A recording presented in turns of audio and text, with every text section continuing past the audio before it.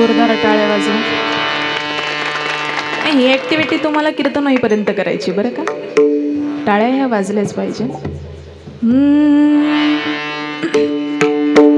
श्री गुरु सारिखा हस्ता पाठी राखा, इतरांचा लेखा कोण करी. इको दे दादाला. राजयाची कांता काय भीक मागे, मनाची आजोगे सिद्धी पावे. कल्पतरू तळवटी जो कोणी बैसला, काय वाणी त्याला सांगी जो. ज्ञानदेव म्हणे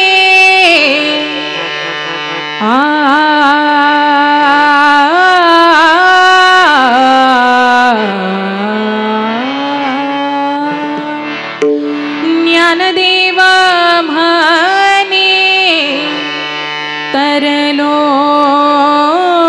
तरलो आता उद्धरिलो गुरु कृपे. राजयाची कांता काय भीक मागे, मनाची आजोगे सिद्धी पावे. विठ्ठल विठ्ठल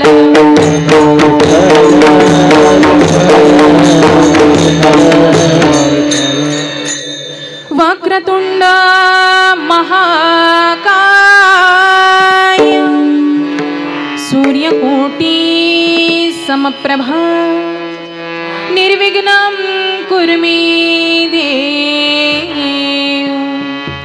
सर्वकार्येषु सर्वदा. गुरुर्ब्रह्मा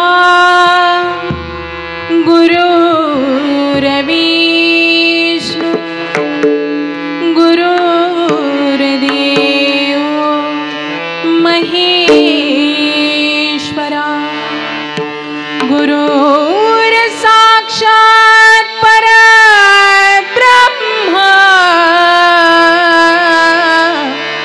तस्मै श्री गुरवे नमः. तीन शिरे सहा हात, तीन शिरे सहा हात, तीन शिरे सहा हात, तीन शिरे सहा हात. तया माझे दंडवत, तया माझे दंडवत, तया माझे दंडवत, तया माझे दंडवत, तया माझे दंडवत,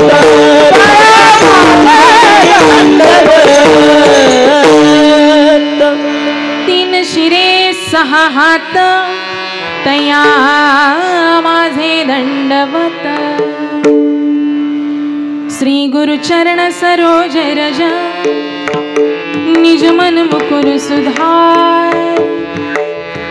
वर्णौ रघुवर विमल जसो, जोदायक फल चारि सियावर. रामचंद्र भज जय जय, जय सिया राम जय जय सिया राम, जय सिया राम जय जय सिया राम, जय सिया राम जय जय सिया राम. हे दुख भंजन मारुति नंदन, सुन लो मेरे पुकार. पवन सुत बिनती बारंबार, पवन सुत बिनती बारंबार, पवन सुत बिनती बारंबार, पवन सुत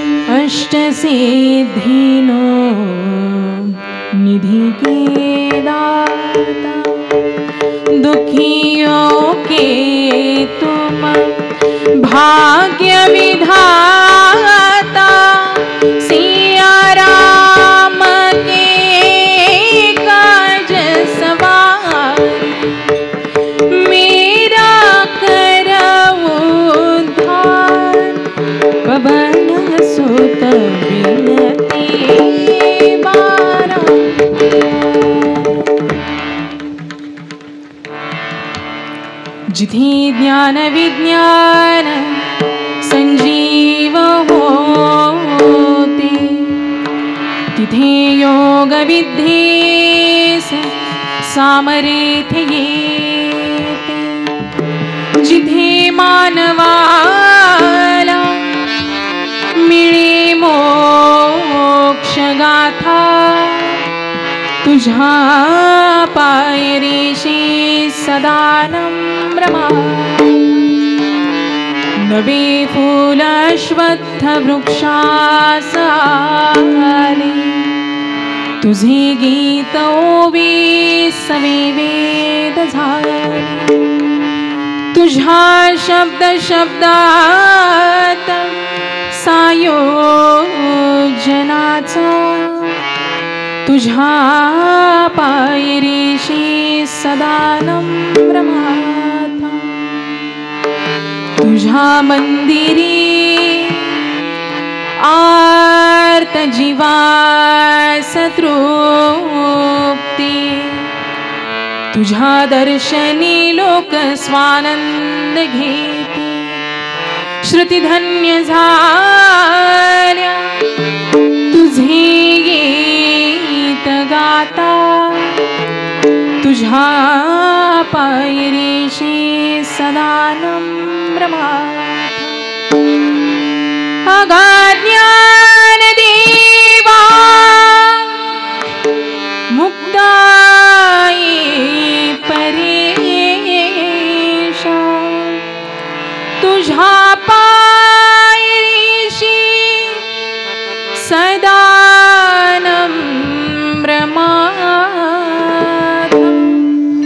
श्री गुरु सारिखा हस्ता पाठी राखा, इतरांचा लेखा कोण करी। विठ्ठल विठ्ठल प्रसंगी भगवान परमात्म्याच्या सेवेसाठी, तुम्हा सकल मायबापांच्या सेवेसाठी उपस्थित केलेला अभंग, ज्ञानियांचे मायबाप, अनाथांची माऊली, कृपेचा सागर, असे मौल्यवान ज्ञानोबा राय यांचा 4 चरणाचा गुरु महात्म्य प्रकट करणारा हा अभंग आहे। विठ्ठल विठ्ठल विठ्ठल। तत्पूर्वी थोडासा शार्प करा आवाज बोलताना। तत्पूर्वी सेवेला सुरुवात करण्याआधी अल्प असा परिहार देणे वक्त्याचे आद्य कर्तव्य आहे। आज आपल्या या कान्होर गावामध्ये, अंबरनाथ तालुक्यामध्ये, बरोबर ना, प्रथमताच माझ्या कीर्तनरूपी सेवेचं आयोजन करण्यात आलेलं आहे। दादा थोडंसं ऐकू द्या, एकदम शार्प झालं। प्रथमताच बस कीर्तनरूपी सेवेचं आयोजन करण्यात आलेलं आहे। याच ठिकाणी शिवस्मृती दत्त मंदिर कान्होर आयोजित 6वा वर्धापन दिन सोहळा, तसेच हरिभक्तपरायण ब्रह्मलीन सद्गुरू श्री शिवराम बाबा यांच्या पुण्यस्मरण सोहळ्यानिमित्त ही 1 दिवसाची कीर्तनरूपी सेवा खऱ्या अर्थाने माझ्या वाट्याला आलेली आहे। एकच सांगेल सुरुवातीला, साधू थोर जाणा, साधू थोर जाणा, साधू थोर जाणा कलियुगे। गुरुतत्व काय आहे, गुरूंमधलं ज्ञान काय आहे, गुरूंबद्दल आपली भक्ती काय आहे, आपला आत्मविश्वास काय आहे, हे सर्व आज या कार्यक्रमात मला पाहायला मिळालं। खऱ्या अर्थाने मी मगाशी चौकशी देखील केली की आपल्या बाबांचा साक्षात्कार म्हणजे काय, तर मला बरेच साक्षात्कार ऐकायला देखील मिळाले। पण निश्चित एक सांगेल की साधूचा जन्म साधा सुद्धा होत नाही बरं का। पवित्र ते कुळ पावन तो देश, येथे हरीचे दास जन्म घेते। हे कुळ पावन आहे, हे गाव पावन आहे, हे गाव पवित्र आहे। आता साक्षात बाबांची समाधी इथे आहे। आणि मी माझे परमभाग्य समजते की यांच्या समाधीच्या ठिकाणी मला कीर्तनरूपी सेवेचं थोडंसं पुष्प का होईना याच ठिकाणी मला मिळालेले, फुल ना फुलाची पाकळी. कारण की खऱ्या अर्थाने आतमध्ये मी बसले होते, मगाशी दीप प्रज्वलन सुरू होतं. मनामध्ये एक विचार आला की बाबांनी अध्यात्मात उच्च कोटीचा परमार्थ केला, उच्च कोटीचा. म्हणजे माझ्या माहितीप्रमाणे, बरं का, तुम्ही अनुभवलेली लोक आहात इथे, पण माझ्या माहितीप्रमाणे बाबांनी अध्यात्मातला उच्च कोटीचा परमार्थ केलेला आहे. मी आतमध्ये बसले होते, येणारी लोक दर्शन घेत होते. खऱ्या अर्थाने मनामध्ये विचार आला की आपली पात्रता देखील नाही तर समाधीसमोर लोकांना आपले चरण स्पर्श करून देण्याची. ही संप्रदायामधली ताकद आहे बरं का. उच्च कोटीचा परमार्थ करून आज ते खऱ्या अर्थाने संत तत्वाला जाऊन पोचलेले आहेत. आणि त्यांच्या पुण्यस्मरण सोहळ्यानिमित्त आपण याच ठिकाणी कीर्तनरूपी सेवेचं नियोजन केलेलं आहे. पुण्यस्मरण या शब्दाचा अर्थ फार गोड आहे बरं का, लक्षपूर्वक ऐका. पुन्हा पुन्हा पुन्हा पुन्हा त्या व्यक्तीची आठवण काढणे तया नामी पुण्यस्मरण. आणि खऱ्या अर्थाने ही आठवण काढणे म्हणजे नाही तर साक्षात माझ्या भगवंताची आठवण काढणे म्हणजेच बाबांची आठवण काढणे असं आहे याच ठिकाणी. असा असलेला एक दिवसाची कीर्तनरूपी पुष्प माझ्या वाटेला आलेला आहे. खऱ्या अर्थाने मला याच ठिकाणी आमंत्रित करणारे बाबांचे परमस्नेही परममित्र आदरणीय हरिभक्तपरायण आजपासून म्हणूच तुम्हाला मी, कारण की दोनदा त्यांनी कीर्तनामध्ये देखील आलेले आहेत. म्हणजे एक आपलं एक क्षेत्र वेगळं आहे पण आवड वेगळी आहे असं म्हणणारे आमचे बाबांचे परमस्नेही परममित्र आदरणीय प्रेममूर्ती हरिभक्तपरायण हरिश्चंद्रजी राऊत काका, ते याच ठिकाणी त्यांच्या सान्निध्यातून याच ठिकाणी मला येण्याचा योग आलेला आहे. आणि याच ठिकाणी आपले सेहांकित हरिभक्तपरायण दुंदाजी जानू राऊत, हरिभक्तपरायण नारायण भाऊ रसाळ, श्री अशोक राऊत, श्री संतोष भोईर, श्री दादूजी ठाणगे, हरिभक्तपरायण जयराम षष्ठे व हरिभक्तपरायण सुरेश घावट आणि हरिभक्तपरायण ज्ञानेश्वर महाराज राऊत कळंबाई या सर्व मंडळींच्या स्नेहाने आणि तुम्हा सर्व कान्होरी ग्रामस्थांच्या आग्रस्थ याच ठिकाणी मला येण्याचा योग आलेला आहे. आपली वेळ फार झाली, मी 6 वाजता येऊन थांबले होते बरं का, पण आपल्या या कार्यक्रमाला फार उशीर झाला. त्यामुळे माझ्याकडे आता किती वेळ आहे, मी घड्याळ बघू नका, मी वेळेत तुम्हाला सोडते. माझ्याकडे राहिलेले अर्धा 1 तास आहे. 1 तास धरून चालूयात आपण, चालेल ना? अर्धा 1 तास आहे. थोडंसं सेवेचा आपण आनंद घ्या. पण माता माऊली, मी मगाशी वारंवार तुम्हाला टाळ्या वाजवायला याचं एकच सांगेल की कीर्तन होईपर्यंत जोपर्यंत गायकाच्या मुखामधून सरस्वतीचं आगमन होत नाही, मृदंगामधून नाद ब्रह्म बाहेर येत नाही, त्यास त्या कलेचं, त्या सरस्वतीचं स्वागत टाळ्यांच्या गजरात केलंच पाहिजे. कारण की जीवनामध्ये एक शिकलेली आहे की संगीत में जो जान है वो जान किसमें भी नहीं है. मेलेल्याला जिवंत करते त्याला संगीत म्हणत असतात. म्हणून ज्या ज्या वेळेस सरस्वती येईल त्या त्यावेळेस त्या सरस्वतीचं स्वागत टाळ्यांच्या गजरात करा. सर्वांच्या चरणी साष्टांग दंडवत घालते. दत्त महाराजांच्या चरणी आणि आपल्या शिवराम बाबाजींच्या चरणी साष्टांग दंडवत घालते आणि सेवेला सुरुवात करते. विठ्ठल विठ्ठल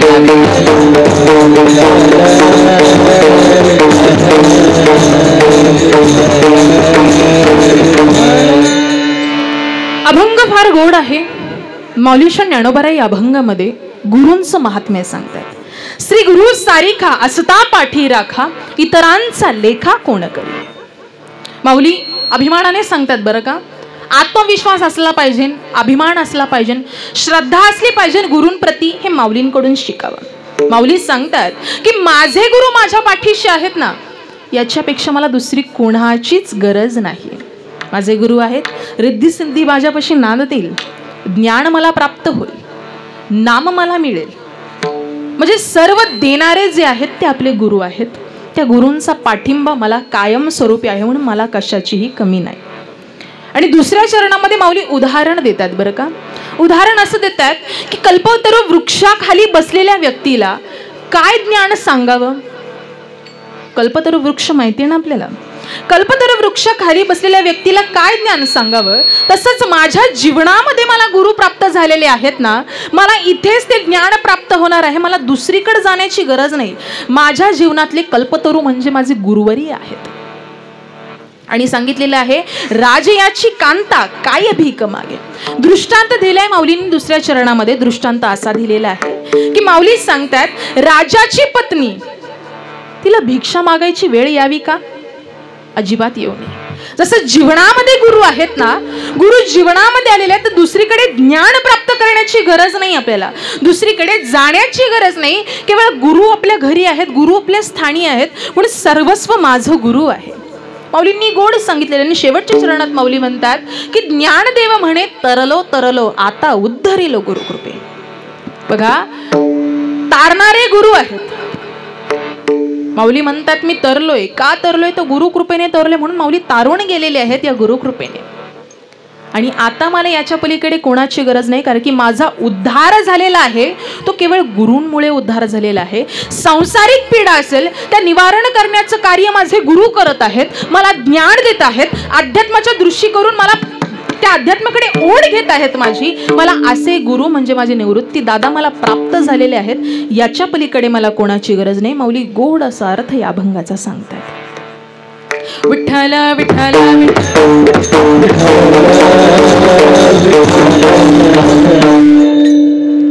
गुरु म्हणजे कोण? गुरु म्हणजे काय? माऊलींनी सांगितलेले श्री गुरु सारिका असता पाठी राखा. गुरु आपल्याला दान देत असतात. बघा, लक्षपूर्वक ऐका. गुरु आपल्याला दान देत असतात. कशाचं दान? ज्ञानाचं दान देतात, नामाचं दान देतात, अध्यात्माचं दान देतात. बरोबर आहे का नाही?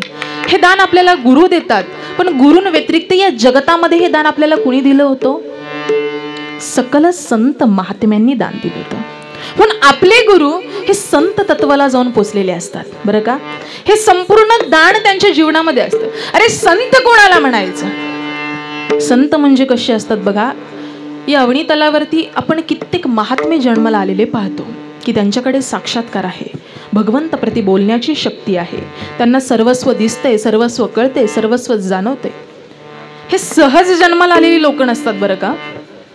ज्या वेळेस अवनी तलावरती दुःख येईल, संत महात्म्यांना वाटलं की हे जग कुठेतरी बुडण्याच्या मनस्थितीत आहे, तळाला जाण्याच्या मनस्थितीत आहे, की बुडते हे जन न देखे डोळा येतो कळवळा म्हणून या. हे जग कुठेतरी तळागाळाला चाललेलं आहे, त्याला सावरलं पाहिजे, आवरलं पाहिजे, आपल्या जागेवरती आणलं पाहिजे, म्हणून संत महात्म्यांचा जन्म झाला. बरं का? आम्ही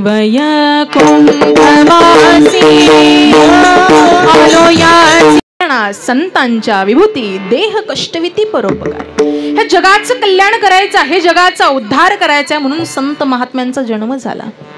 आपल्या या कान्होर गावामध्येही परिपक्व परिपावन जे गाव आहे, त्या गावामध्ये देखील आपल्याला बाबांची समाधी पाहायला मिळते. यांच्याकडनं आपण काय बोध घेतो? मला माझ्या माहितीप्रमाणे आलं की यांचे अथांग शिष्य आहेत, अध्यात्म ज्ञान त्यांनी दिलेलं आहे. गुरु हे दान देतात, संत हे दान देत असतात. दान कशाचं देतात? तो आपण दान देतो ते अन्नदान देतो. बरोबर आहे का नाही? आपल्याकडे देण्यासारखं तेवढंच आहे फक्त की आपण अन्नदान देतो. पण एक सांगू का, विद्येचं दान आणि ज्ञानाचं दान हे फार श्रेष्ठ आहे. आणि ती त्या पद्धतीला गेलेली लोक असतात, त्या उच्च कोटीचा परमार्थ केलेली लोक असतात, ती आपल्याला ते दान देऊ शकतात. एका सुभाषितकाराने गोड असं सांगितलेलं आहे, अन्नदानम परमदानम विद्यादानम तदपरम अन्येन क्षणिका तृप्ती याव जीवतो विद्येया. अन्नदान हे परमदान आहे, विद्यादान त्याच्यापेक्षाही श्रेष्ठ आहे. लक्षपूर्वक ऐका. अन्नदान हे परमदान आहे, विद्यादान त्याच्यापेक्षा श्रेष्ठ दान आहे. पण अन्नदानम परमदानम विद्यादानम तदपरम अन्येन क्षणिका तृप्ती.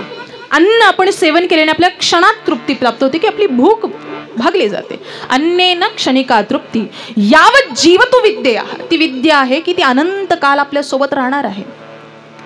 प्रयाण कालपर्यंत ती विद्या आपल्या सोबत राहण्यावर विद्येचं दान हे गुरु महात्मे तो आम्हाला देत असतात. गुरु द्रोणाचार्यांनी ही विद्या दिलेली आहे. एकलव्य सारखा शिष्य गुरूंना प्राप्त व्हावा. अवहित पर्यंत नाही. ज्या गुरूंचे गुरु दत्त दिगंबर आहेत, तसे असे जनार्दन पंतांचे शिष्य संत एकनाथ महाराजांना ही गुरुकृपा झाली आपल्या जीवनामध्ये. एकनाथ महाराजांनी अशी भक्ती केली, गुरूंचं मन जिंकलं. पण एकनाथ महाराजांची भक्ती पहा. द्वारकेची मूर्त द्वारकेची मूर्त द्वारकेची मूर्त घरी द्वारकेची मूर्त द्वारकेची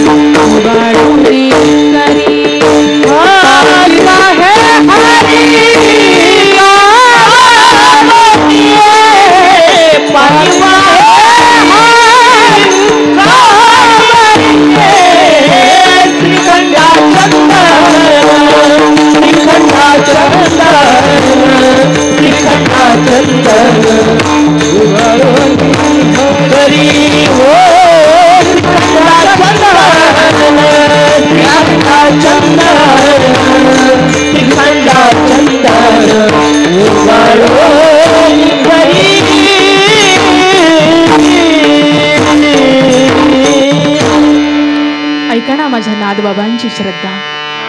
नादबाबांनी गुरूंवरती विश्वास ठेवला बरं का. गुरूंनी योग्य मार्ग नादबाबांना दाखवला आणि भगवान परमात्म्याने नादबाबांच्या घरी यावं.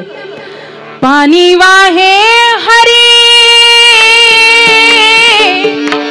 कावडीने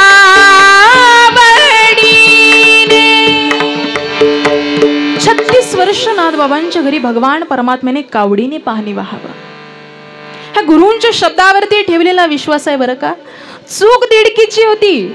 जनार्दन पंतांनी हिशोब करायला लावावा. फक्त 1.5 रुपयाचा हिशोब नाथबाबांनी रात्रभर करावा का तर माझ्या गुरूंनी मला सांगितलेलं आहे. आपल्याला सांगेल आपले गुरु बाळा 2 गुणिले 2 जरा चुकलेले आहेत, थोडस कर. आजकालची मुलं काय म्हणतील, नाही टीचर तुम्हीच करून द्या, आम्हाला कंटाळा आलेला आहे. पण त्या काळची गुरुभक्ती ही फार श्रेष्ठ होती बरं का.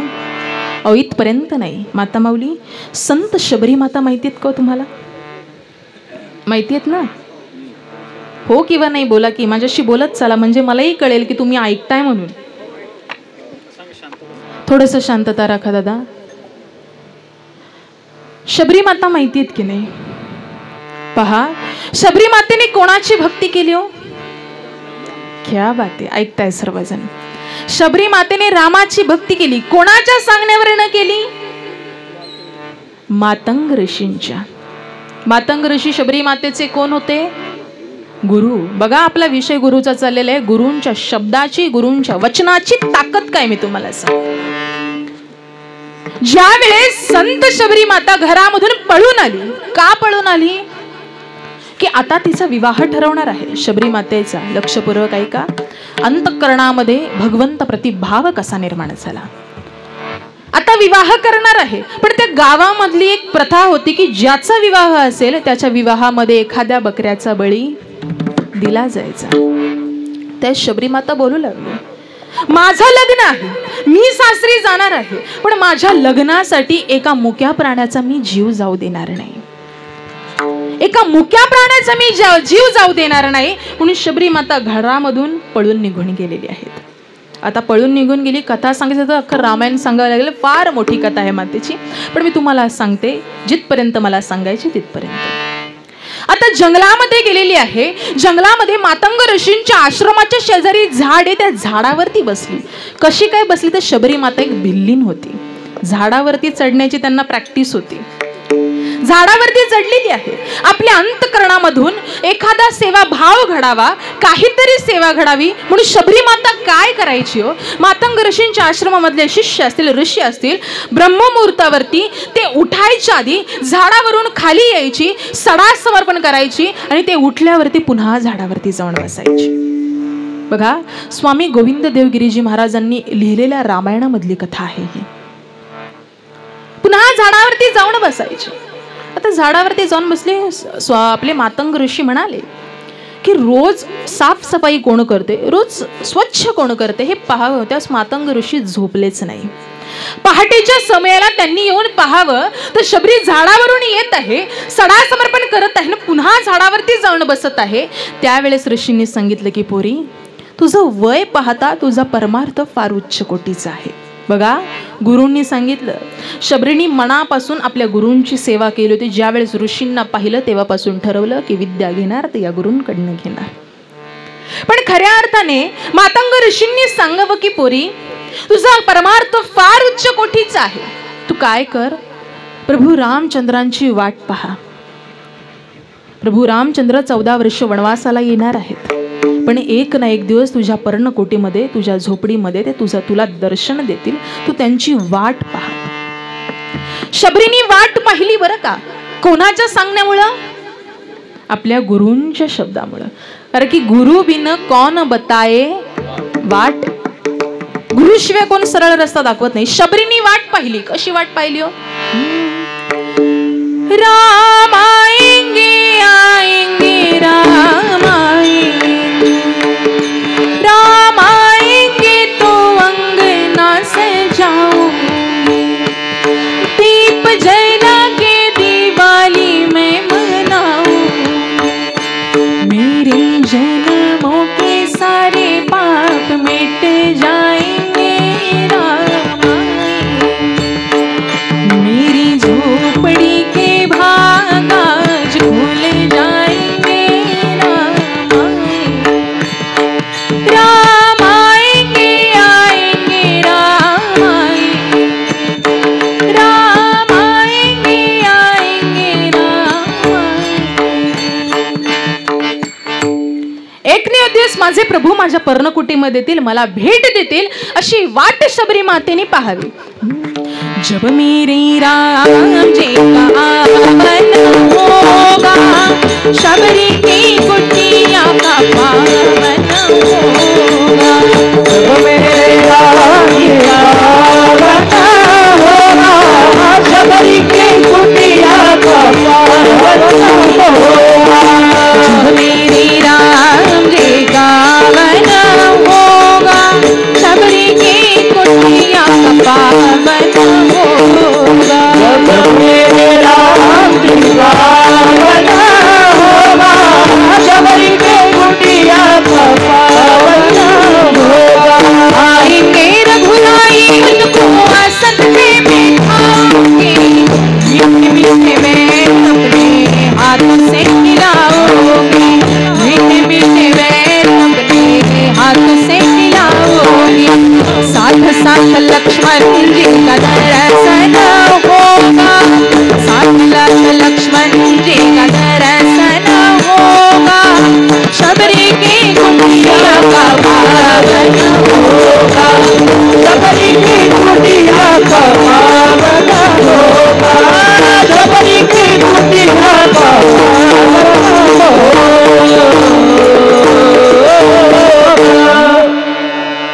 जब मेरे राम जी पहिली प्रभू रामचंद्रांची शबरी काय बोलू लागली माहितीये का? ज्या वेळेस माझे प्रभू रामचंद्र माझ्या पर्णकुटीमध्ये येतील ना, नुसते प्रभू नाही, त्यांच्यासोबत मला लक्ष्मण दादांचंही दर्शन घडेल. माझ्या गुरूंनी मला सांगितले तू वाट पहा, एक ना एक दिवस प्रभू रामचंद्र येतील. आएंगे रघुराई उनको आसन पे बिठाओगे, मीठे मीठे बैर अपने हाथों से खिलाओगे. साथ साथ लक्ष्मण जी का दर्शन होगा, शबरी की कुटिया का पावन होगा. गुरूंच्या सांगण्यावरनं शबरीने रोज दारामध्ये रांगोळी काढावी, सरा समर्पण करावा की एक ना एक दिवस माझे प्रभू येतील, एक ना एक दिवस माझे प्रभू येतील.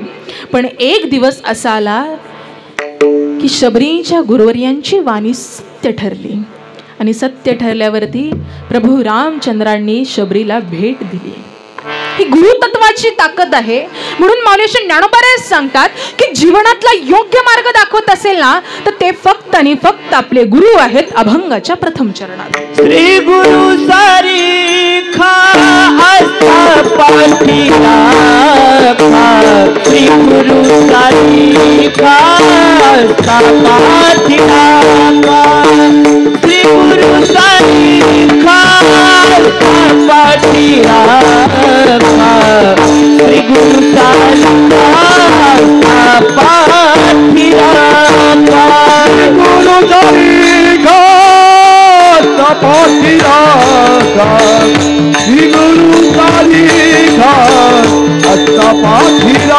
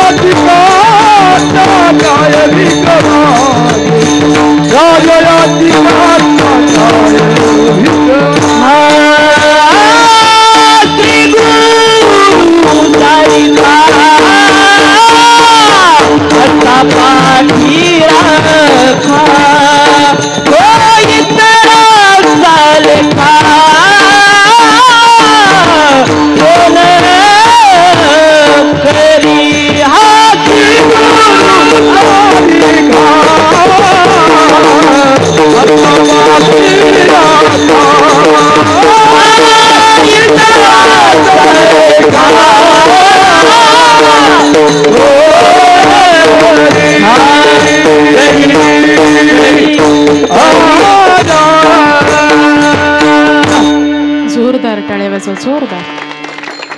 विसरलात का काही टाळ्या वाजवायला? बघा, टाळी वाजवल्याचा फायदा सांगते मी. सांगू ना? वाजतील का टाळ्या? आता जिथे फायदा कळल्यावरती तिथे टाळ्या वाजणारच. टाळी वाजवल्याचा फायदा असा आहे, मी नाही सांगत, विज्ञान सांगतं, सायन्स सांगतं. हाताचे पाचही बोटं एकमेकांवरती आदळली गेली तर शरीरातलं ब्लड सर्क्युलेशन, रक्तभिसरण चांगल्या प्रकारे होतं आणि मनुष्य निरोगी राहतो. आणि याच्या पलीकडे आपल्या हाताची 5 बोटं आहेत, त्या बोटांच्या वरची टोकं आहेत ना, त्याच्या शिरा आपल्या मेंदूला अटॅच असतात. इथे व्हायब्रेशन झालं तर इथे चालना मिळते. मग बघा आता टाळ्या वाजवायच्या का नाही? क्या बात आहे. फायदा कळल्यावरती सगळेच. श्रीगुरु सारिखा सदा पाठी राखा, इतरांचा लेखा कोण करे. गुरु तत्व आपल्या जीवनामध्ये असं आहे ना, उत्पत्ती, स्थिती आणि लय याचं एकत्रितकरण म्हणजे गुरुवर्य आहेत. बघा, दत्तगुरु महाराजांचं जन्माची कथा सर्वांना माहिती आहे. धरी अवतार विश्वतारा यात्रींच अनुसया गुरुदोर ऋतू हेमंत काळ नक्षत्र रोहिणी शुक्ल पक्ष दिनी पूर्ण तिथी तिथी पौर्णिमा मास मार्ग शिष गुरु तो वारस उत्सव काळ एका जनार्दनी पूर्ण अवतार निर्गुण निराकार आकार. दत्तात्रयांचा जन्म तुम्हाला माहितीये, जन्माची कथा तुम्हाला माहिती आहे. पण खऱ्या अर्थाने त्या दत्तगुरु महाराजांच्या चरणी, आपल्या गुरुवर्यांच्या चरणी जर मन लागलं ना, तर खऱ्या अर्थाने ते आपल्या हिताचा विचार करत असतात. त्यांच्या चरणी आपल्या मनाचं अनुष्ठान असावं, आपलं मन त्यांच्या चरणी असावं. चरणीच का असावं? चरणी का असावं? चरण बघा, लक्षपूर्वक ऐका, चरण आणि आचरण हे जवळचे शब्द आहेत. ज्याच्या जीवनामध्ये आचरण आहे ना, त्याच्या चरणापाशी गेलंच पाहिजे, कारण की ते आचरण आपल्या जीवनामध्ये प्राप्त होणार आहे. म्हणून आपलं मन त्यांच्या चरणी लागलं पाहिजे. गुरु चरणी ठेवी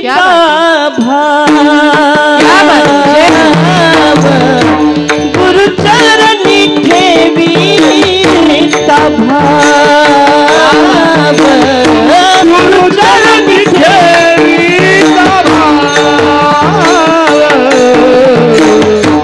गुरु चरणी ठेवी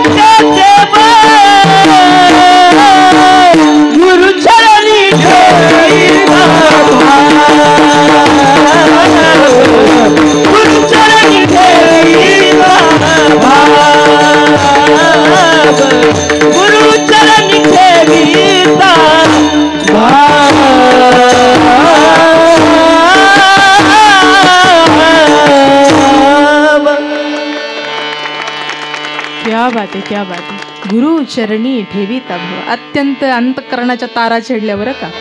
इतकं सुंदर झालं. बाबांचे परम स्नेही परममित्र आदरणीय मुळशी मावळभूषण गान कोकिळ नामदेव महाराज केदारी. नावातच देव आहे बरं का. गाणंही तितकंच गोड आहे. खऱ्या अर्थाने गुरुचरणी ठेवीता भाव. गुरुचरणाच्या वरती आपण आपला भाव ठेवला ना तर आपल्याला देव आपोआप मिळणार आहे. देव प्राप्त होणार आहे. भगवंताची प्राप्ती होणार आहे. पण आपल्या अंतःकरणामधला भाव तितका शुद्ध पाहिजे बरं का. कारण की आपल्या अंतःकरणामध्ये निष्ठा तशी पाहिजे. निष्ठावंत भाव भक्ताचा स्वधर्म. त्या देवाला काय लागतो, त्या भगवंताला काय लागत असतं, ज्याच्या जीवनामध्ये गुरूंची प्राप्ती होते ना, खऱ्या अर्थाने ते भगवंताने लिहून ठेवलेलं असतं. आता हा व्यक्ती कलियुगात आलाय त्याला या गुरुच्या सानिध्यामध्ये नेण्याची गरज आहे. कारण की संत महात्म्यांनी फक्त संतांची संगत मागितली. मागून मागून काय मागितली? संतांची संगत मागितली. कारण की माझे संत महात्मे आहेत ना, हे गुरुतत्वाला जाऊन पोचलेले आहेत आणि तेच संत महात्मे की तेची माझे हित करीती सकळ जेनी हा गोपाळ कृपा करी. ते माझे हित करणार आहे, ते माझं सर्वस्व जाणणार आहे, असे संत महात्मे आहेत. कारण की आपली ज्ञानियांची माऊली माऊलेश्वर ज्ञानोबा आहे. अथांग वारकरी संप्रदायाचे गुरुवर्य. बघा, गुरुतत्वाला जाऊन संत तत्वाला जाणंही सोपं नाहीये. जीवनामध्ये इतकं भोगावं लागतं, इतकं भोगावं लागतं की माऊलींनी इतकं भोगलं आपल्या जीवनामध्ये, इतकं भोगलं. निवृत्ती ज्ञानदेव सोपान मुक्ताई आपल्या गुरुवर्यांसोबत म्हणजे निवृत्ती दादांसोबत हे क्षण त्यांनी घालवले. माऊलींनी ज्ञानेश्वरीमध्ये सांगावं, जे फळांची व्यंकटी सांडो तया सत्कर्मी रती वाढो. तीच लोक, त्या लोकांच्या हिताचा विचार केला, पण एकेकाळी त्याच लोकांनी माऊलींचं पीठ लाथडलं होतं.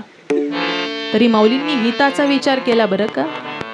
एक सांगेल की जी लोक माऊलींना नावं ठेवत होती ना, जी लोक माऊलींना बोलत होती ना, आज तीच लोक माऊलींच्या समाधीवरती नतमस्तक होतात. ही माऊलींची ताकद आहे.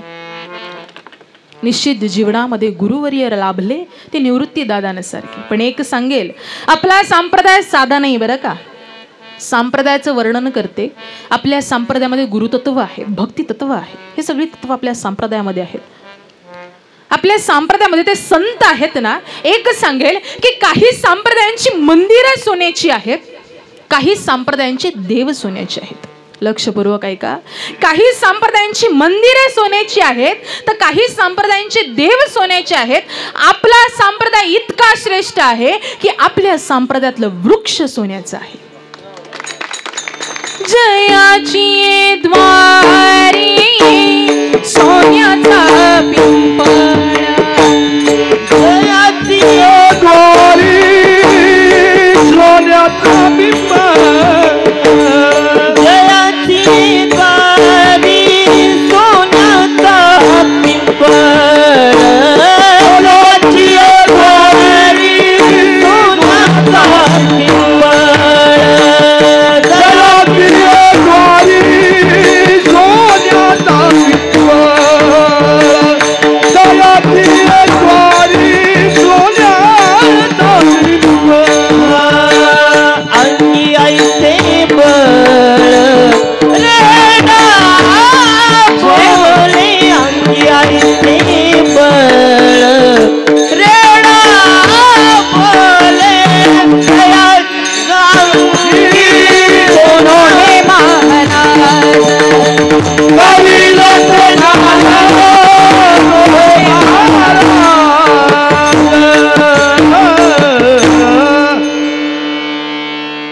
झोपल्या का काय?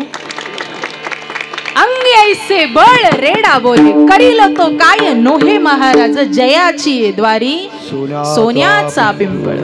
आपला संप्रदाय इतका श्रेष्ठ आहे ना की आपल्या संप्रदायाच्या द्वारामध्ये सुवर्ण पिंपळ आहे. सुवर्ण पिंपळ ही ताकद त्या माऊली ज्ञानोबरायांची आहे.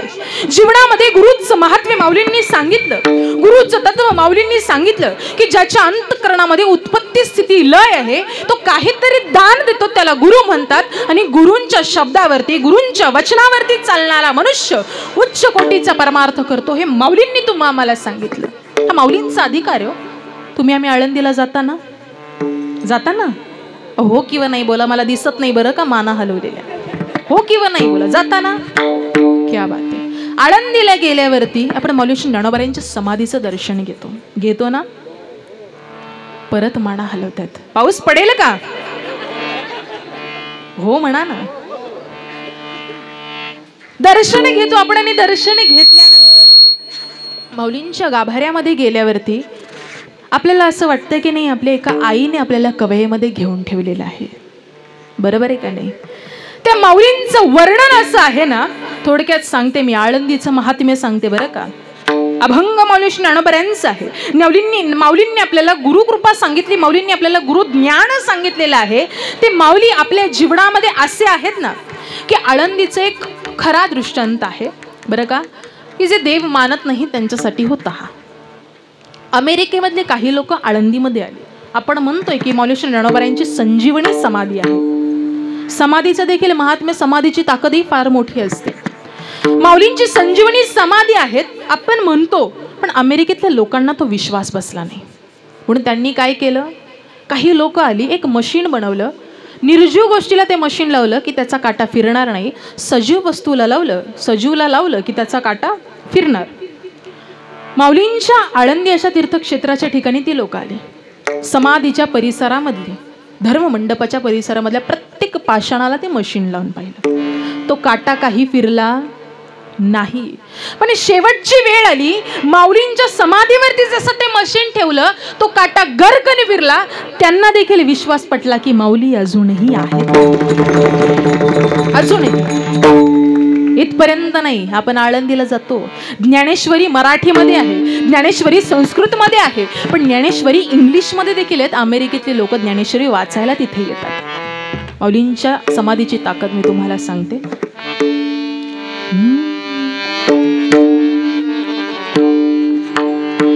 तुझ्या समाधीच्या पुढं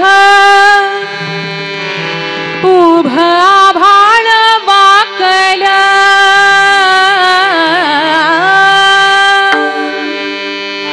तुझ्या ज्ञान तेजा पुढं कोटी सूर्य पीक झालं.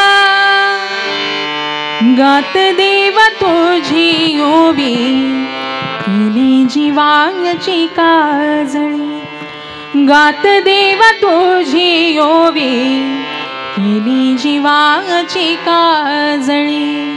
अंतरात ज्योत ठेवली तूच देवा वाट दावली, अंतरात ज्योत ठेवली तूच देवा वाट दावली. घुमला गजर आभाळी ज्ञानराज माझी माऊली, ज्ञानराज माझी माऊली. हात वर करा, गोडाचं भजन करा सर्वांचं.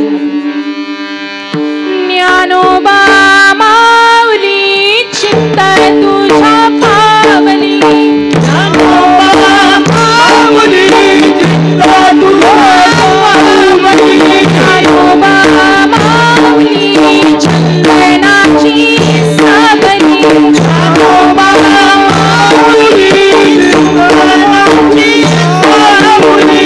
माऊली माऊली माऊली हो माऊली, माऊली माऊली माऊली हो माऊली.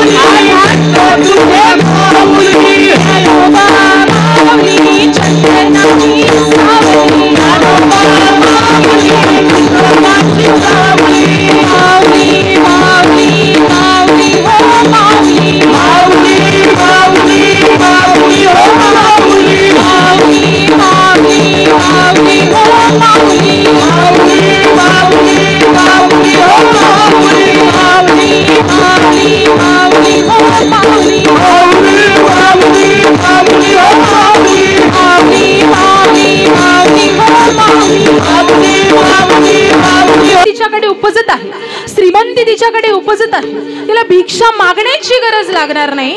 तसंच आमचं गुरुतत्व आहे की आमच्या जीवनामध्ये जर गुरु असतील ना तर आम्हाला कुठे ज्ञान शोधण्याची गरज नाही, आम्हाला कुठे ज्ञान शोधायला जाण्याची गरज नाही. इथपर्यंत नाही, माऊली पुढे जाऊन सांगतात, कल्पतरू तळवटी जो कोणी बैसला.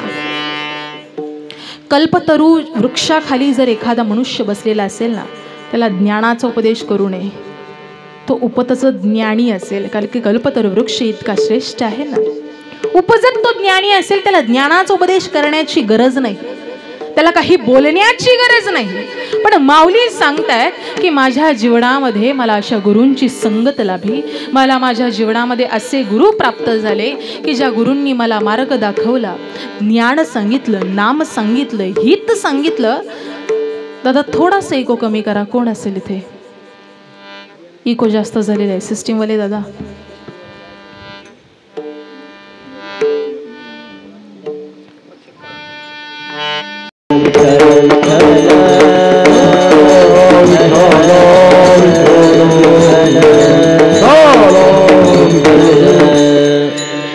आमच्या जीवनामध्ये आम्हाला असे गुरु प्राप्त झालेले आहेत ना की एखादी आई आपल्या बालकाला जन्म देते. बघा लक्षपूर्वक ऐका, एखादी आई आपल्या बालकाला जन्म देते, ती काय करते हो? आपल्या मुलाच्या हिताचा विचार करते. लेकुराचे हित वाहे माऊलीचे चित्ताईसी कळवळ्याची जाती करी लाभावी न प्रीती. निस्वार्थ प्रेम करते तिला आई म्हणतात. आपल्या जीवनामधले पहिले गुरु कोण आहे? तर शाळेमध्ये सांगितलं जातं, आई माझा गुरु, आई कल्पतरू सौख्याचा सागरू, आई माझी. प्रत्येकाच्या जीवनामध्ये त्याचे पहिले गुरु म्हणजे आई वडील असतात. आणि दुसरे गुरु आहेत वाट दाखवणारा गुरु, जन्मोजन्मी लाभू दे. ते गुरु असतात, ते आपल्याला आध्यात्मिक शिक्षण देतात, ज्ञानाचं शिक्षण देतात. इथपर्यंत नाही, भगवंत प्रति कसं पोचायचं हे प्रत्येकाला प्रत्येकाच्या जीवनामध्ये एक तरी गुरु असावा, एक तरी गुरु असावा की तो त्याला भगवंतापर्यंत जाऊन पोचणार आहे. गुरूंचं कार्यच असं आहे ना की एखाद्या आईने जन्म द्यावा, त्याचं पालन पोषण करावं, त्याचा सांभाळ करावा, त्याला हवं नको ते पाहावं, त्याला लहानाचं मोठं करावं आणि लहानाचं मोठं करत असताना त्याची तितक्याच पद्धतीने काळजी घ्यावी. असेच माऊली ज्ञानोबाराय सांगतात की मी जी ज्ञानेश्वरी लिहिली, मी जो हरिपाठ लिहिला, मी जे अभंग लिहिले, हे केवळ माझ्या गुरु कृपेमुळे झालेलं आहे. आणि सर्वात प्रथम माऊलींनी ज्ञानेश्वरीचं ज्या वेळेस ज्ञानेश्वरी उच्चारावी, ज्ञानेश्वरी गावकऱ्यांना सांगावी, त्यावेळेस माऊलींच्या मुखामध्ये पहिले एकच वाक्य की हे जे काही मी बोलले असेल ते मला माझ्या गुरूंकडून म्हणजे निवृत्ती दादांकडून मला प्राप्त झालेले आहे.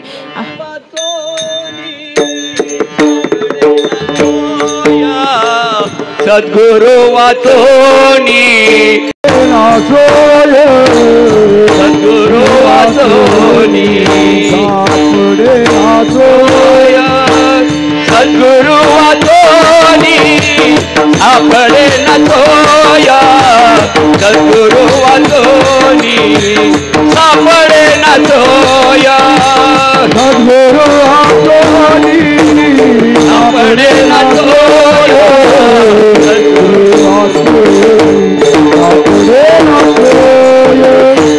धरवते पाय आधी आधी धरावते पाय आधी आधी बोला धरावते पाय आधी आधी धरावते पाय आधी आधी आपला सारी काळ आपणा सारी गर्दीचाच काळ आपणा सारी गर्दीचाच काळ आपणा सारी गर्दीचाच काळ आपणा सारी गर्दीचाच काळ आपणा सारी गर्दीचाच काळ आपणा सारी गर्दीचाच काळ आपणा सारी गर्दीचाच काळ.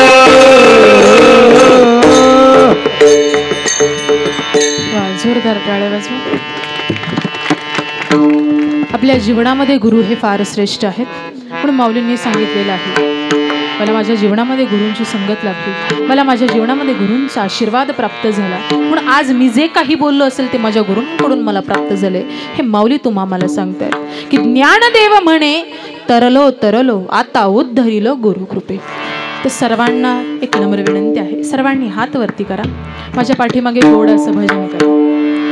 ज्या गुरुवर्यांनी ज्यांची भक्ती केली, ज्या गुरुवर्यांनी दत्त महाराजांना आपल्या डोळ्यासमोर साठवलं, आठवलं, ते ज्ञान आपल्यालाही आपल्या डोळ्यासमोर साठवायचे, आठवायचे. गोड असं सर्वांनी हात करा, सर्वांनी, सर्वांनी म्हणजे सर्वांनी गोड असं माझ्या पाठीमागे भजन करा. दिगंबरा दिगंबरा श्रीपाद वल्लभ दिगंबरा, दिगंबरा दिगंबरा श्रीपाद वल्लभ दिगंबरा, दिगंबरा श्रीपाद वल्लभ दिगंबरा, दिगंबरा श्रीपाद वल्लभ दिगंबरा, श्रीपाद वल्लभ दिगंबरा,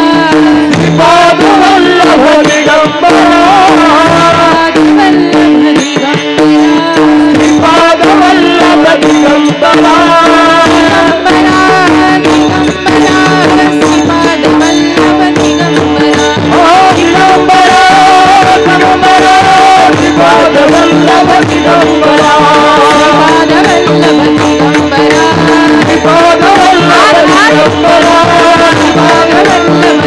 दिगंबरा, श्रीपाद वल्लभ दिगंबरा, श्रीपाद वल्लभ दिगंबरा,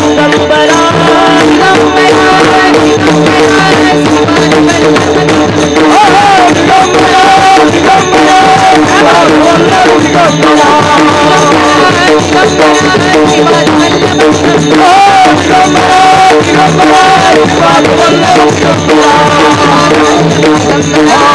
श्रीपाद वल्लभ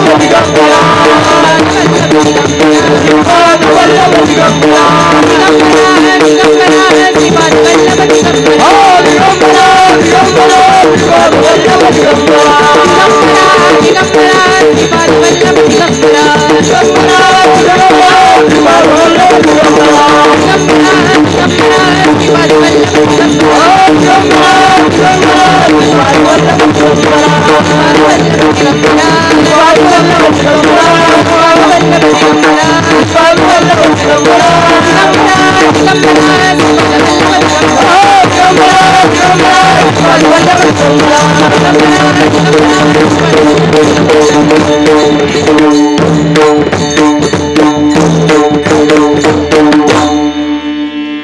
क्या बात है, क्या बात है.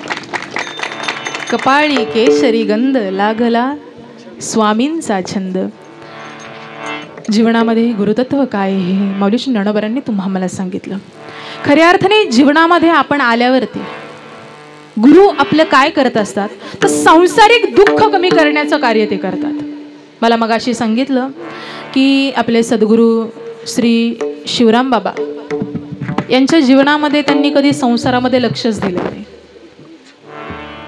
कारण की त्यांचं संसारामध्ये लक्ष लागणारच नाही. त्यांना माहितीये संसार दुःख मुळ चहूकडे इंगळ, विश्रांती नाही कोठे रात्रंदिवस. दुःख दुःख बांधवडी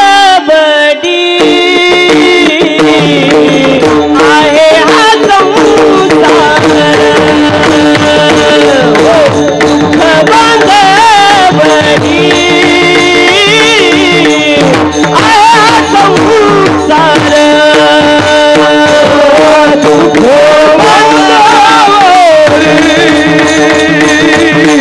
आहे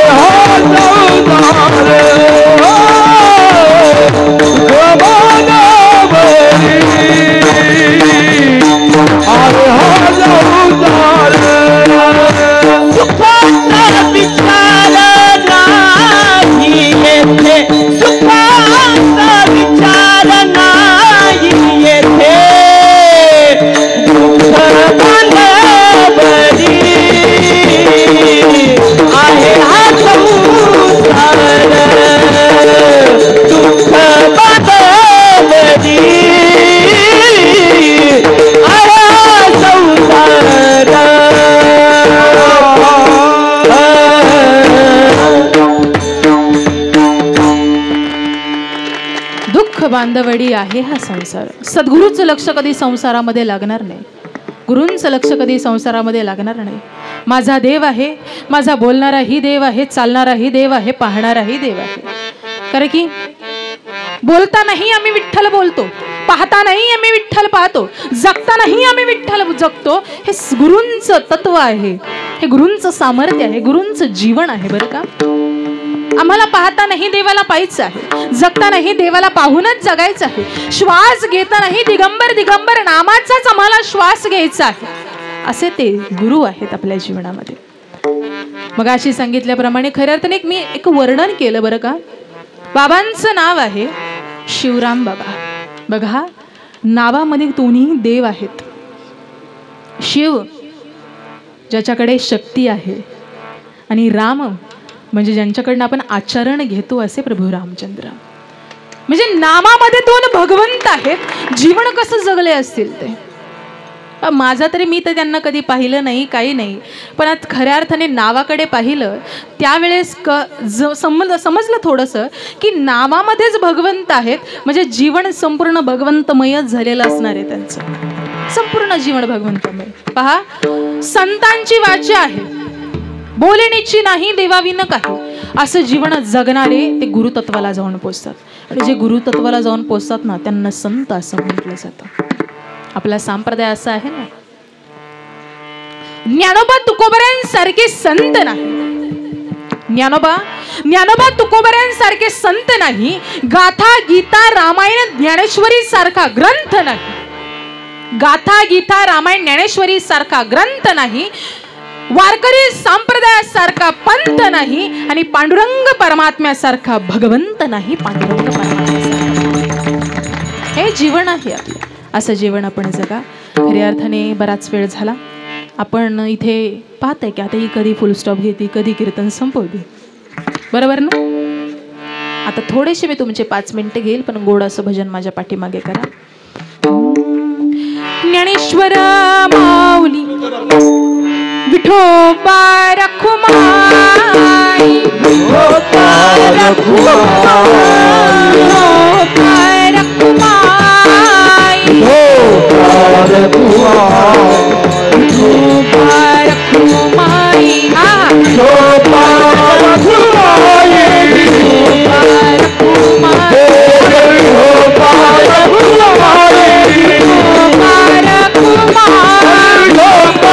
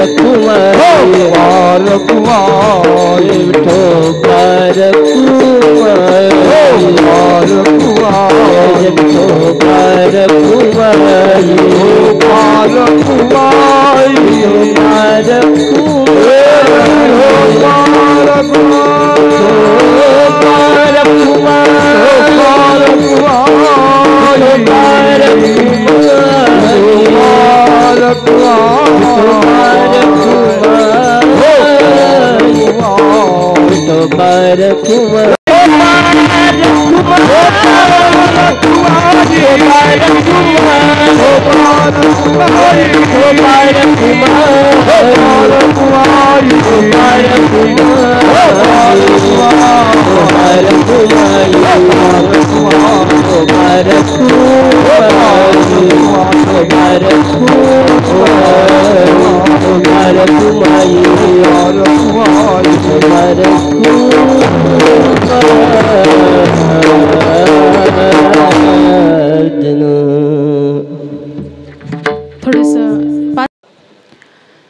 आज याच ठिकाणी कन्होर गावामध्ये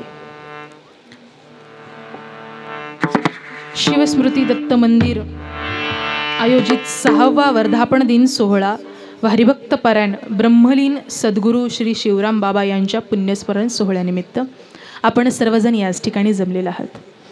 आपण अभिमानाने सांगतोय की आपल्या जीवनामध्ये गुरु होते, पण एक सांगेल की याच ठिकाणी शिवराम बाबांचे चिरंजीव देखील आहेत. त्यांनी गुरुही पाहिले आणि वडीलही पाहिले बरं का. वडिलांची मायाही पाहिली आणि गुरुही काय असतात. तर की आज मी याच ठिकाणी सांगेल, जगी ऐसा बाप व्हावा ज्याचा वंश मुक्तीचा जावा, पोटा येता हरले पापा ज्ञान देव माये बाबा. जगतामध्ये असा बाप झाला पाहिजे, असे वडील आपल्या जीवनामध्ये झाले पाहिजे. एक सांगेल मी प्रत्येक कीर्तनामध्ये, प्रत्येक प्रवचनामध्ये, प्रत्येक व्याख्यानामध्ये सांगत असते, जीवनामध्ये सर्वात प्रथम आपण आई वडिलांची सेवा केली ना, त्याच्यानंतर आपल्याला जास्त कोणाची गरज लागत नाही. आणि आज साक्षात आपल्याला अशी उदाहरण पाहायला मिळत आहेत की शिवराम बाबा जगांसाठी जगद्गुरु होते, सद्गुरू होते. आपल्या मुलासाठी किती श्रेष्ठ असतील ते, किती श्रेष्ठ असतील. क्या बात आहे. माझ्या वडिलांची मिराशी गा देवा, तुझी चरण सेवा पांडुरंगा. हे शब्द ना बाबांच्या चिरंजीवांना लाभतात की माझ्या वडिलांनी एवढी पुण्याई कमवून ठेवलेली आहे. आता जी चरणसेवा करावी लागत आहे ते केवळ वडिलांमुळे. मी अभिमानाने सांगते की माझ्या वडिलांची मिरासी गा देवा, तुझी चरणसेवा पांडुरंगा. हार्मोनियम वाजवतात ना, ते माझे वडील आहेत, हरिभक्त पारायण शिवाजी महाराज कदम. एक सांगेल मी, ते मुळात हार्मोनियम वाजवत नाही बरं का, उत्कृष्ट तबलजी आहेत, ते उत्कृष्ट तबला वाजवतात. आणि इथपर्यंत नाही, अयोध्येतले राम मंदिर स्वामी गोविंद देवगिरीजी महाराज माझे गुरुवर्य, आपले कोषाध्यक्ष राम मंदिराचे, त्यांच्यासोबत माझे बाबा बाहेर देशामध्ये 15 वर्ष कथेला तबल्याच्या साथीला फिरले. अजूनही स्वामींचा फोन आला की बाबा त्यांच्यासोबत जातात. म्हणजे हार्मोनियम ते वाजवत नाही, पण कीर्तनामध्ये हार्मोनियम वाजवतात.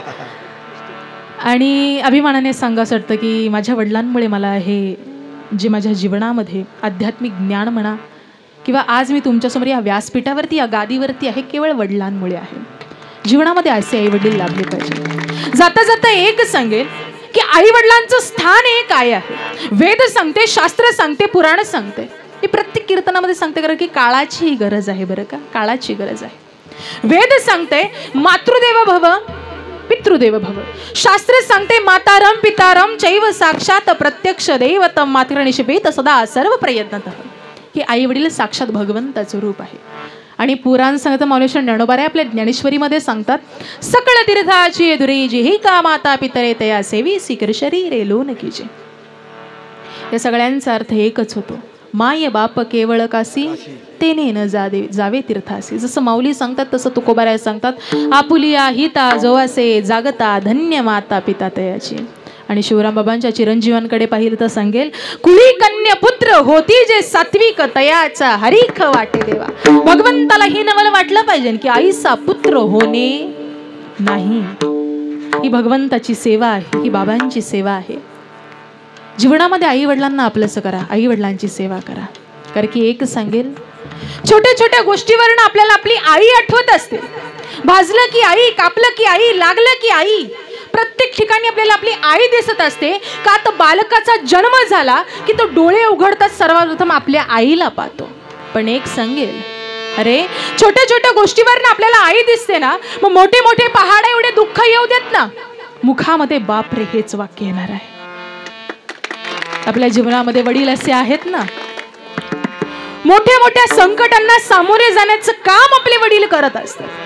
एखाद्या मातेचा मुलगा शाळेमध्ये जर पहिला आला तर आई अख्ख्या गावाला ओरडून सांगते, माझा मुलगा पहिला आला, माझा मुलगा पहिला आला. पण खिशामध्ये 1 रुपया नसताना गपचूप मिठाई मॉलमध्ये जाऊन पेढ्यांचा बॉक्स आणणारा तो बाप असतो बरं का, तो बाप असतो.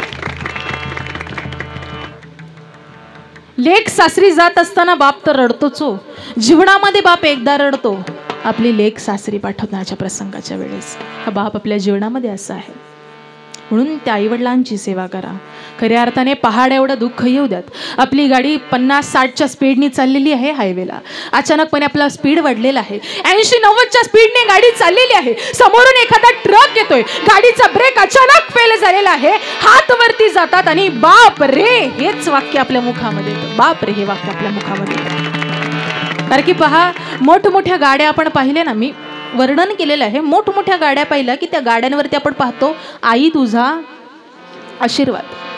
वडील कुठे पाहायला मिळत नाही हो. आपण असं लिहिलंय की बाबा तुमचा आशीर्वाद म्हणून. जर पाहिलं तर आपल्याला काय पाहायला मिळतं? आई वडिलांचा आशीर्वाद. नुसते वडील आपल्याला कुठं पाहायला मिळत नाही. बघा रामायणामध्ये देखील सांगितलेलं आहे. अरे किती संकुचित वृत्ती आहे आपली की ज्या वेळेस प्रभू रामचंद्रांनी सांगावं की माझ्या रामाला बोलवा, माझ्या रामाला बोलवा. कौसल्या मातेने सुमंतजींना सांगावं की सुमंतजी वनामध्ये जा, प्रभू रामचंद्रांना बोलून आणा, का तर तुमचे बाबा तुमच्या शेवटचा टाहो पडत आहे, त्यांना भेटायचं आहे. पण प्रभू रामचंद्रांकडे गेल्यावरती प्रभू रामचंद्रांनी काय सांगितलं? रघुकुल रीती सदा चली आई, प्राण जाय पर वचन न जाय. वचन दिलेलं आहे 14 वर्ष वनवास पूर्ण केल्यावरच येईल. 14 वर्ष वनवास पूर्ण केल्यावरती मोकळा रथ पाहिला कौसल्या मातेने. कौसल्या माता रडून टाहो तिने फोडला आणि तसे सुमंतजी राजा दशरथाच्या महाली गेले. आणि राजा दशरथाच्या महाली गेल्यावरती दशरथाने विचारावं की माझा राम कुठे आहे? माझा राम जिथे आहे तिथे माझी अयोध्या आहे. माझा राम जिथे आहे तिथे माझा प्राण आहे. माझा राम जिथे आहे तिथे माझं सर्वस्व आहे. माझ्या रामाला बोलवा, माझ्या रामाला बोलवा. पण सांगावं सुमंतजींनी की राजन राम काही आले नाही. राम राम करत पुत्र पुत्र करत त्या दशरथ बापाने आपला प्राण सोडावा. आणि आपली वृत्ती किती संकुचित. आपण काय म्हणतो? कौसल्येचा राम भाई, कौसल्येचा राम. दशरथाचा राम का नाही म्हणतो?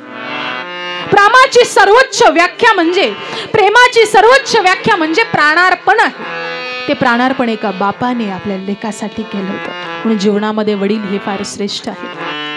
आपल्या वडिलांची सेवा करा. कारण की बाप हा कसा आहे माहितीये का? बाप तलवार ढाल, बाप पेटती मशाल. बाप तलवार ढाल, बाप पेटती मशाल. बाप जागतो म्हणून घर झोपते खुशाल. बाप जागतो म्हणून घर झोपते खुशाल. आपले वडील असे आहेत ना, त्याच्या हृदयामध्ये अंतःकरणामध्ये एकच असतं की माझ्या मुलांचं हित व्हावं, माझ्या बालकांचं हित व्हावं. इथं बसलेल्या प्रत्येक बापाने आपल्या लेकीला आठवावं. प्रत्येक बापाने आपल्या लेकीला आठवा. लेकीच्या लग्नाचा प्रसंग आलेला आणि लग्नाचा प्रसंग आल्यावरती 8 दिवस आधी लेकीची आणि बापाची चर्चा सुरू होते. बघा लेक आणि बापाचं नातं असं आहे ना, दोघांची धडा मात्र वेगळी असली तरी दोघांचं काळीज मात्र एक आहे. हे लेकीचं आणि बापाचं नातं आहे. प्रत्येक लेकीने आपल्या बापाला आठवा. तो बाप म्हणतो की तायडे तुला उद्या लग्नामध्ये कोणत्या कंपनीचा टीव्ही घेऊन देऊ, तुला उद्या लग्नामध्ये कोणत्या कंपनीचा फ्रीज घेऊन देऊ. तायडे तुला उद्या लग्नामध्ये काय पाहिजे सांग, ते सर्वस्व देतो. पण खरं पाहायला गेलं तर त्या बापाच्या खिशामध्ये 1 रुपया नाही हो. लेकीचं लग्न आलेलं आहे. शेत घाण ठेवणार, घर घाण ठेवणार, कर्जबाजारी होणार आणि आपल्या लेकीचं लग्न लावून देणारा तो बाप असतो. लेकीचं लग्न लावून देणारा. लग्नाचा प्रसंग येतो. लग्नाचा प्रसंग आल्यावरती भरलेल्या मंडपामध्ये ती आपली लेक वरती आपले विधी करत असते. पण प्रवेशद्वारापाशी तो बाप जीवनामध्ये एक दिवस इतका वागतो का तो माझ्या लेकीच्या सन्मानासाठी. येणाऱ्या जाणाऱ्यांसमोर हात जोडतो. अरे भावकी कितीही जरी खडूस असली ना तरी त्याच्यासमोर हात जोडणारा, स्वाभिमान घाण ठेवणारा आपला बाप आहे. का तर फक्त माझ्या लेकीच्या हितासाठी. सगळे विधी होतात. विधीच्या प्रेमाने सगळा कार्यक्रम होतो. कार्यक्रम झाला, शेवटचा प्रसंग येतो तो लेकीला सासरी पाठवण्याचा. प्रत्येक लेकीने आपल्या बापाला आठवा. एक सांगेल, सासरी पाठवण्याचा प्रसंग आलेला आहे. ती लेक काय करते हो, आपल्या आजीच्या गळ्यामध्ये पडून रडते. आजीला सांगते की आजी बाबाचा सांभाळ कर ग, आजी बाबाचा सांभाळ कर. मला माहितीये तो तुझाच लेक आहे, मला माहितीये तुझं त्याच्यावरती फार प्रेम आहे, तरी पण तू बाबाचा सांभाळ करायची. आजीच्या गळ्यामध्ये पडून रडल्यानंतर आपल्या आईच्या गळ्यामध्ये पडते आणि आईला म्हणते की आई बाबाचा सांभाळ कर. आई आजपासून मी नाहीये, आजपासून घरामध्ये मी नाहीये, तुम्ही भांडत जाऊ नका. आई आजपासून तुमचे भांडण सोडवण्यासाठी मी घरामध्ये नाहीये. लेक काय असते हो, घरातलं कोर्ट असते बरं का, हाय कोर्ट. भांडण झाली की लेक सोडवायचं काम करत असते. आई तुला माहितीये बाबाला आत्ताच हार्ट अटॅक येऊन गेलाय, म्हणून बाबाचा सांभाळ कर आई, बाबाचा सांभाळ कर. आईच्या गळ्यामध्ये पडून रडल्यानंतर आपल्या बारक्या भावाच्या गळ्यामध्ये पडून रडते. भावाला सांगते की बाळा बाबाचा सांभाळ कर रे बाळा, बाबाचा सांभाळ कर. तुला माहितीये त्याला आत्ताच हार्ट अटॅक येऊन गेलाय, त्याला वेळेवरती गोळ्या दे, वेळेवरती जेवण दे. तो जर बाहेर चाललेला असेल ना, त्याच्या कपड्याला इस्त्री करून दे बरं का, सुरगळलेल्या कपड्याने त्याला बाहेर पाठवू नको. उन्हात तानात नाला तर तांब्याभर पाणी त्याच्या हातामध्ये दे, त्याला वेळेवरती जेवण दे, वेळेवरती गोळ्या दे. ती लेक आपल्या दादाला सांगते बाळा मी जे जे काम करत होते ना ते सर्व तुला आता करायचं आहे, तू बाबाचा सांभाळ कर. ती लेक काय करते हो, सासरी जाण्याच्या प्रसंगाला प्रत्येकाच्या गळ्यामध्ये पडून आपल्या बापालाच मागत असते, आपल्या बापाच्या हिताचाच विचार करते. आणि शेवटी भरलेल्या मंडपामध्ये भिरभिरत्या नजरेने ती आपल्या बापाला शोधते. तिचा बाप कुठे असतो, एका खांबाला पाठण टेकून दोन्ही गुडघ्यांच्या मध्ये मान घुसून रडणारा तो बाप असतो. त्या बापाने लेकीने एकमेकांकडे पाहावं आणि पाहिल्यानंतर भर धाव्यामध्ये वेगामध्ये एकमेकांकडे यावं, इतकी घट्ट मिठी मारावी, इतकी घट्ट मिठी मारावी की तो बाप संपूर्ण जन्मभराचं रडणं फक्त आपल्या लेकीच्या लग्नाच्या प्रसंगाच्या वेळेस रडतो. जन्मभराचे रडतो लेक जाताना सासरी, बाप स्वाभिमानी बाना, बाप कणखर कण, बाप स्वाभिमानी बाना. आमचा बाप स्वाभिमानी आहे. जीवनामध्ये एक करा, आपल्या आई वडिलांची सेवा करा. आज खऱ्या अर्थाने आल्यावरती मला बाबांचे चिरंजीव हरिभक्त परायण अशोक महाराज यांनी मला त्यांच्या वडिलांचा एक प्रसंग सांगत होते. बघा प्रसंग काय प्रत्येकाला माहिती आहे, पण आपल्या वडिलांबद्दल सांगत असताना त्यांची हुंदके थांबत नव्हते, डोळ्यामधून आसवं दाटलेली होती. खऱ्या अर्थाने हेच आई वडिलांचं अस्तित्व आहे, हेच आई वडिलांची ताकद आहे. आधी वडील मग गुरु प्राप्त झाले. दृष्टांत दिला जाण्या अगोदर, बघा बापाचं प्रेम बघा, दृष्टांत दिला जाण्या अगोदर मी चाललेलो आहे, तू लवकर ये. म्हणजे आज्ञाही अशी प्राप्त झाली की नकळतपणे साक्षात भगवंताच्या मनामध्येच असावं हे. म्हणून बाबांना तुमच्या आमच्यामधून जाऊन वर्ष झालेले आहेत. किती वर्ष झाले? 24 वर्ष झाले बाबांना तुमच्या आमच्यामधून जाऊन. पण आज प्रत्येकाच्या डोळ्यामध्ये त्यांची एक आठवण मला याच ठिकाणी दिसते. जीवन जगायचं ना, चंदनासारखं जीवन झजवायचं, चंदनासारखं आयुष्य उघडायचं आणि त्याचा सुगंध परिवाराला, मित्रगोत्रांना, नातेवाईकांना देण्याचं कार्य करायचं की त्याचा सुगंध अखंड अविरत राहिला पाहिजे. की आनंद या जीवनाचा चंदनापरी जिजुनी स्वतः चंदनाने दुसऱ्यास मधुगंध द्यावा, असं आयुष्य जगलं पाहिजे, असं आयुष्य राहिलं पाहिजे. म्हणून आज याच ठिकाणी जे काही बोलले असेल ते माझ्या गुरूंकडून मला प्राप्त झालेलं आहे. बोलता बोलता काही चुकून बोलले गेले असेल तो माझ्या बुद्धीचा दोष समजून मला क्षमा करा. तुमचीच एक कन्या आहे असं म्हणून समजा. आणि आज याच ठिकाणी एवढा जनसमुदाय जमलेला आहे. बस आपल्या जीवनामध्ये आईवडिलांना सांभाळा, आईवडिलांची सेवा करा, इतकंच. याच्या पलीकडे काही करू नका. कारण की जर तुम्हाला कोणी विचारलं ना, आपल्याला जास्त लोकांना श्रीमंती दाखवायची गरज नाही बरं का. एखादी मोटरसायकल असली तरी खूप झालं, पण आपली श्रीमंती आपण काय घर, गाडी, बंगला, पैसा अडकामध्ये आपण श्रीमंती दाखवत असतो. पण एखाद्याने विचारलं ना की बाबा रे तुझ्याकडे काय श्रीमंती आहे, तर त्याला सांगा विठ्ठलासारखा बाप आणि रखमाईसारखी आई माझ्या घरामध्ये आहे, ही माझी श्रीमंती. बस इतकं जीवन कमवा, इतकं जीवन कमवा. आज याच ठिकाणी आलेले सर्व परिपाहुणे असतील, सर्व कान्होर ग्रामस्थ असतील, सर्वांना चरणी साष्टांग दंडवत करते. पुनश्च एकदा हार्मोनियमवरती बसलेले माझे वडील हरिभक्त परायण गुरुवर्य शिवाजी महाराज कदम ते याच ठिकाणी आहेत. आणि गायनाच्या साथीला आपण सुरुवातीपासून ते शेवटपर्यंत ज्यांचा मधुर असा आवाज ऐकला, मधुर अशा ठेवणी ऐकल्या, असे मुळशी मावळभूषण गान कोकिळ हरिभक्त परायण प्रेममूर्ती नामदेव महाराज केदारी ते याच ठिकाणी जोरदार त्यासाठी टाळ्या वाजवा. बघा, परमार्थ खूप वेळ लावतो, वेळ लावणाराच परमार्थ असावा. आणि त्यांच्या बाजूला माझे छोटे बंधू हरिभक्त परायण ओमकार महाराज कदम आहेत, त्यांच्यासाठी एकदा जोरदार टाळ्या वाजवा. ते उत्कृष्ट गातातही, उत्कृष्ट वाजवतातही आणि त्यांची स्वतःची सिस्टीम देखील आहे. उत्कृष्ट सिस्टीम ऑपरेटर आहेत ते. आणि याच ठिकाणी बाबांचे परमस्नेही परममित्र आदरणीय हरिभक्त परायण हरिश्चंद्रजी राऊत काका ते याच ठिकाणी जोरदार त्याच्यासाठी टाळ्या वाजवा. आणि त्यांच्यासोबत त्यांच्या सौ आमच्या काकू, म्हणजे काकू नुसतं काकू नाही बरं का, दुसरे आई वडीलच आहेत माझे. ते ही आईसारखं प्रेम देणारे. आई माझ्या प्रत्येक कीर्तनामध्ये माझ्यासोबत असते, पण आज आईची कमी मला भासली नाही, कारण की काकू माझ्यासोबत होत्या. आमच्या सुनीता काकू याच ठिकाणी जोरदार त्यांच्यासाठी टाळ्या वाजवा. आणि खऱ्या अर्थाने आजचे यजमान ज्यांना म्हणावं लागेल ना, आज आनंदाचा दिवस आहे. आजी सोनियाचा दिनू, वर्षे अमृताचा घनू. पण आज दिवस जरी सोन्याचा असला ना, तरी आमचे राऊत काका काकू असतील, त्यांचे चिरंजीव आमचा छोटा हर्षद दादा, श्रेयस दादा, त्याचा आज वाढदिवस आहे. जोरदार त्याला अभिष्ट चिंतन सोहळ्याच्या शुभेच्छा करा.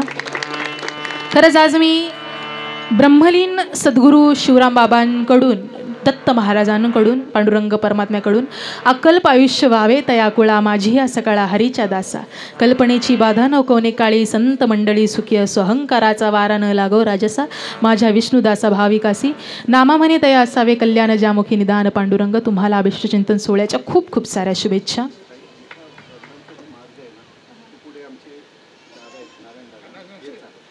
आणि आज याच ठिकाणी खऱ्या अर्थाने ज्यांच्या अंतःकरणामध्ये आपल्या सद्गुरू बाबांची जी ताकद जाणवली, पण देह ठेवावा एक ना एक दिवस लागतो प्रत्येकाला. माऊलींनी सांगितले, देहाची या गावा आलिया जन्म मृत्यूच्या सोहळ्या. देह प्रत्येकाला ठेवा लागतो, पण बाबांची गादी ज्यांनी चालवली, हरिभक्त पारायण नारायण भाऊ रसाळ यांनी बाबांची गादी चालवलेली, खऱ्या अर्थाने ही फार मोठी गोष्ट आहे बरं का. असे संत सद्गुरू गुरु आपल्याला लाभले पाहिजे. आणि याच ठिकाणी सर्वांच्या चरणी साष्टांग दंडवत घालते. याच ठिकाणी कीर्तनाची शोभा वाढवणारे मृदुंगाचार्य आहेत हरिभक्त परायण पंकज महाराज असतील आणि हरिभक्त परायण भावेश महाराज. जोरदार टाळ्या वाजवा दोघांसाठी, जोरदार टाळ्या. मी मध्ये मध्ये थोडासा मृदुंगाचा आवाज कमी करायला होते, ते कारण की का तर बोलण्याचा आवाज प्रेक्षश्रोत्यांपर्यंत जावा. मृदुंगाचा आवाज, माईक नसला तरी मृदुंग इतका वाजतो ना, की अंधारामध्ये दिवा लावण्याची ताकद या मृदुंगामध्ये आहे. इतका मृदुंग श्रेष्ठ आहे. पण याचा आवाज, जे मी माईक नाही लावला तरी त्याचा आवाज कानामध्ये पडत असतो. पण मृदुंग उत्कृष्ट वाजला, जोरदार टाळचा मृदुंगाच्या मानाने तरी जोरदार. आणि ज्यांनी माझा आवाज तुमच्यापर्यंत पोहोचवला असे सिस्टीमवाले दादा, त्यांच्यासाठी जोरदार टाळ्या, जोरदार. आणि बिनेकरी ताईंसाठी जोरदार टाळ्या वाजवा. याच ठिकाणी सर्व मान्यवर याच ठिकाणी आलेले आहेत. सर्वांच्या चरणी साष्टांग दंडवत घालते. झालेली सेवा पांडुरंग परमात्म्याच्या चरणी समर्पण करून, सद्गुरू श्री शिवराम बाबांच्या चरणी समर्पित करून, दत्त महाराजांच्या चरणी समर्पित करून, अक्कलकोट स्वामी महाराजांच्या चरणी समर्पित करून, माझ्या आई वडिलांच्या चरणी समर्पित करून माझ्या सेवेला मी पूर्णविराम देते. ज्ञानेश्वर माऊली ज्ञानेश्वर माऊली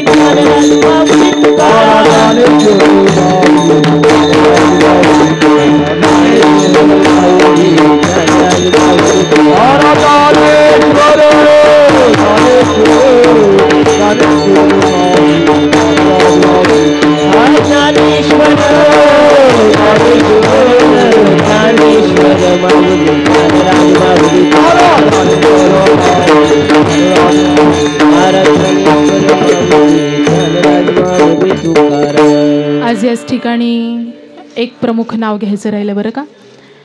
यूट्यूबच्या माध्यमातून आपल्याला आजचा दिवस वारंवार आठवेल. पाहायचा झाला हा क्षण तर वारंवार आपल्याला हा यूट्यूबच्या माध्यमातून पाहायला मिळेल. असे गुरुवर्य वाडीकर महाराज म्हणून यूट्यूब चॅनल आहे. त्यांच्या आज याच ठिकाणी शूटिंगसाठी, खऱ्या अर्थाने मुंबईमध्ये कुठेही कीर्तन असावं आणि शूटिंगसाठी त्यांनी यावं असे आमचे दिनेश दत्त वाडीकर ते याच ठिकाणी. जोरदार त्यांच्यासाठी टाळ्या वाजवा. आणि प्रत्येकाच्या मोबाईलमध्ये गुरुवर्य वाडीकर महाराज म्हणून यूट्यूब चॅनल असेल, चॅनलला सबस्क्राईब करा, लाईक करा, बेल आयकॉनला क्लिक करायला अजिबात विसरू नका. जय विठ्ठल जय जय जय विठ्ठल जय जय